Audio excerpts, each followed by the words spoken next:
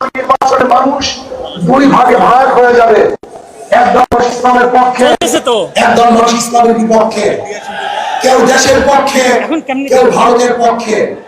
আপনি ইসলামের পক্ষে থাকতে চান না বিপক্ষে থাকতে চান? আপনার ভারতের পক্ষে থাকতে চান না বিপক্ষে থাকতে চান? তাহলে আসুন আজকের থেকে আমাদের আন্দোলনে ঝাঁপিয়ে পড়তে হবে। প্রত্যেকটা ঘরে ঘরে যেতে হবে, ইসলামকে বিজয় করার জন্য চেষ্টা করতে হবে। যদি ইনশাআল্লাহ আমরা ঐক্যবদ্ধ থাকি, আমি অনেক আগেই বলে দিয়েছিলাম, আপনারা যদি ঐক্যবদ্ধ থাকেন অবশ্যই অবশ্যই ইনশাআল্লাহ আগামীতে ইসলাম ক্ষমতায় যাবে, কোনো সন্দেহ নাই।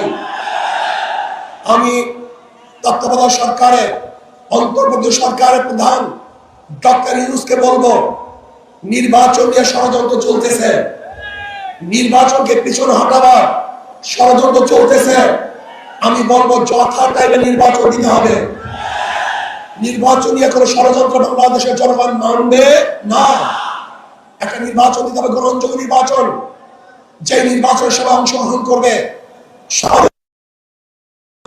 কোন গুন্ডা থাকবে না, রাস্তাও থাকবে না, ভোট দখল চলবে না, কেন্দ্র দখল চলবে না, কাউকে হুমকি ধুমকি দেওয়া চলবে না। বর্তমান প্রত্যেকে নীতি আদর্শ রক্ষা করার জন্য, বাস্তবায়নের জন্য চেষ্টা করবে।